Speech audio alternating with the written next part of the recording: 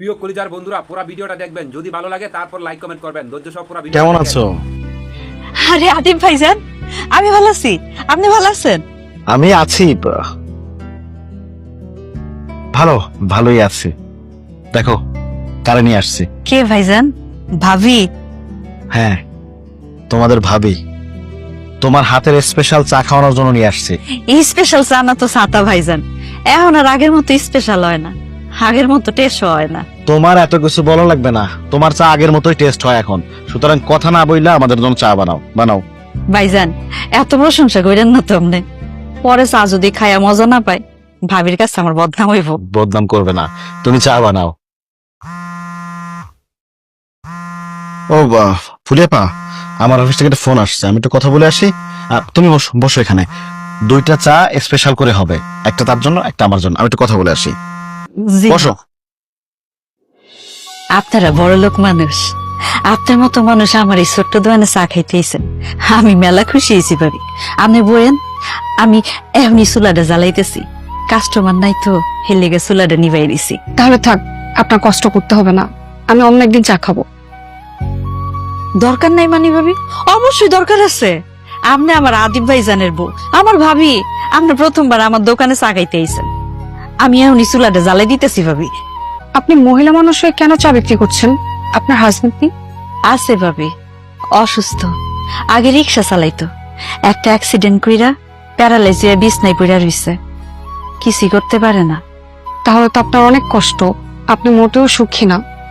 আমি সুখে না, এটা আপনারা কে কইছে? আমার মতো সুখে এই দুনিয়ায় আপনার কাউরে পাইবেন না। সৎভাবে কামাই করি, হালাল ভাবে উপার্জন করি ভাবি, বেশ্যাগিরি করি না, চুরি বাটপারিও করি না, পর বেডাগুলোকে ঢলাঢলিও করি না, নিজে কষ্ট করে কামাই করি, সেই টাকা দিয়া জামাইয়ের চিকিৎসা করি, আবার বুড়া শাশুড়িরও পালতেছি। আমার 2টা পোলা মাইয়া আছে, এগুলার স্কুলে পড়ালেখা করাইতেছি ভাবি। এক জীবনে আর কি লাগে কন?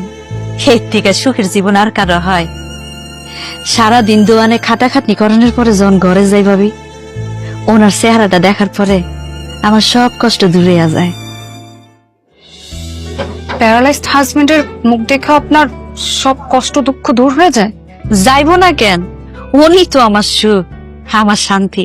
উনি যখন ভালো ছিল, আমার সুখের এখন লেগে দিন রাত কত কষ্ট করছে। রিক্সা চালাইয়া 2 বেলা খাওয়াইলো, ভালোবাসার কোনো কমতি আছিল না, সুখেরও কমতি আছিল না। স্বামী প্যারালাইজ হয়েছে বইলা আমি তারে দেখে অসুখে থাকবো, সেটা তো হইতে পারে না। আরো কি জানেন ভাবি, পোলা মাইয়া 2টা যখন স্কুল থেকে ফিরিয়া মা কইয়া জড়াই ধরে, আমার সব কষ্ট দূর হইয়া যায়।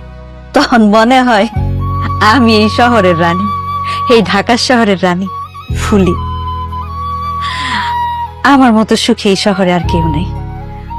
আমার ঘরে টাকা পয়সার অভাব থাকতে পারে, কিন্তু সুখের কোনো অভাব নাই ভাবি। আল্লাহর রহমতে আপনাকে দোয়াই মেলা সুখে আছি, আল্লাহ ভালো রাখছে। ভাবি আপনি 2 মিনিট বইয়েন, আমি এখন চুলাটা জ্বালাই আপনার মজা করে চা বানিয়ে দিতেছি, খাইয়ে ভালো লাগবে। আপা এখনো চা হয় নাই?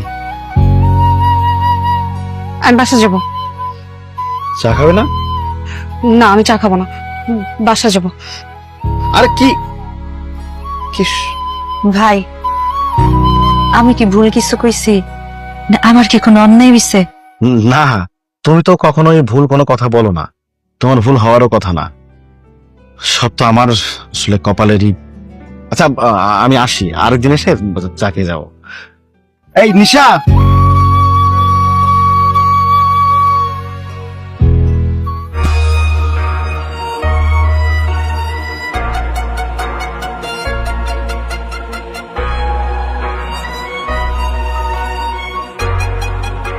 যাও রুমে গিয়ে ফ্রেশ হয়ে নাও। ঘুম থেকে উঠে কালকে সকালে লয়ারের কাছে গিয়ে যাবতীয় ফর্মালিটিস পূরণ করেন। তুমি তো ডানা মেলা পাখির মতো উঠতে চেয়েছিলা, কালকে থেকে উঠতে পারবা, তোমার ছুটি।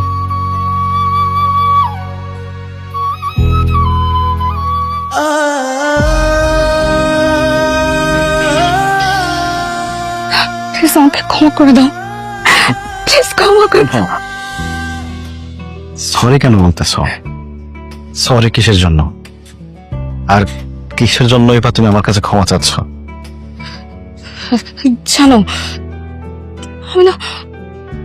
আমি না অনেক মানুষ দেখেছি, কিন্তু আমি এইভাবে আগে কখনো মানুষ দেখিনি। মানুষের জীবনে এত কষ্টে থাকার পরেও তারা এত সুখে কিভাবে থাকতে পারে, এটা কখনোই আগে আমার চোখে পড়েনি।